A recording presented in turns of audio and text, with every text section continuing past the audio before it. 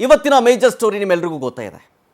Ricky Roy ತಡರಾತ್ರಿ ಸುಮಾರು 1:30ಕ್ಕೆ ಆದಂತಹ ಶೂಟೌಟ್. ಈ ನೋಡಿ, ಎರಡೆರಡು ಬಾರಿ ಶೂಟೌಟ್ ಆಗಿದೆ ರಿಕಿ ರಾಯ್ಗೆ.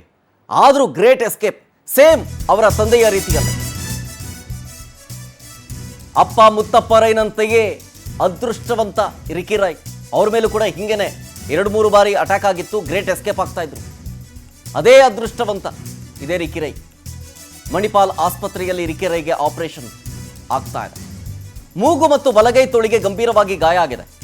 11ನೇ ಮಹಡಿಯಲ್ಲಿ ಚಿಕಿತ್ಸೆ ಕೊಡಿಸಲಾಗ್ತಾ ಇತ್ತು, ಈಗ ಶಿಫ್ಟ್ ಆಗಿದೆ 2ನೇ ಮಹಡಿಗೆ. ರಿಕಿ ರಾಯ್ಗೆ ಶಸ್ತ್ರಚಿಕಿತ್ಸೆ ಮಾಡ್ತಾ ಇದ್ದಾರೆ ವೈದ್ಯರು. ತೋಳಿನ ಭಾಗ ಹಾಗೆಯೇ ಮೂಗನ್ನ ಸೀಳಿಕೊಂಡು ಹೋಗಿತ್ತು ಆ ಬುಲೆಟ್.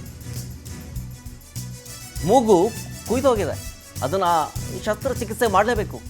ಹಾಗಾಗಿ 11ನೇ ಮಹಡಿಯಲ್ಲಿ ಟ್ರೀಟ್ಮೆಂಟ್ ಕೊಡಲಾಗ್ತಾ ಇತ್ತು ರಿಕಿ ರಾಯ್ಗೆ. ಅವರನ್ನ 2ನೇ ಮಹಡಿಗೆ ಸ್ಥಳಾಂತರ ಮಾಡಲಾಗಿದೆ. ನೋಡಿ, ಮೂಗು ಸೀಳ್ಕೊಂಡು ಹೋಗಿದೆ, ಬ್ಲರ್ ಮಾಡಿದ್ದೀವಿ ಅಷ್ಟೇ, ಅದು ಬ್ಲಡ್ ಇರೋ ಕಾರಣ. ಮತ್ತೊಂದು ಕಡೆ ಪೊಲೀಸರು ಸ್ಥಳ ಮಹಾಜರು ಮಾಡ್ತಾ ಇರೋದನ್ನು ಗಮನಿಸ್ತಾ ಇದ್ದೀರಿ. ಸೋಕೋ ಟೀಮ್ ಬಂದಿದೆ. ಸೋಕೋ SOCO ಅಂದರೆ ಸೀನ್ ಆಫ್ ಕ್ರೈಮ್ ಆಫೀಸರ್ಸ್ ಅವರು ಕೂಡ ಇದ್ದಾರೆ. FSL ಟೀಮ್ ಇದೆ, ಶ್ವಾನ ದಳ ಇದೆ.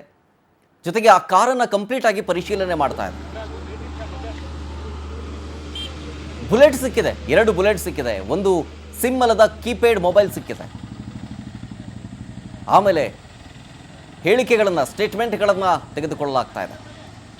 ಮನೆಯ ಸೆಕ್ಯೂರಿಟಿ ಏನಾದರೂ ಸೌಂಡ್ ಕೇಳಿಸ್ತಾ ನಿಮಗೆ, ಗುಂಡಿನ ಸದ್ದು ಹಾಗೆ ಹೀಗೆ ಅಂತೇಳಿ ವಿಚಾರಣೆಯನ್ನು ಮಾಡ್ತಾ ಇರೋದು.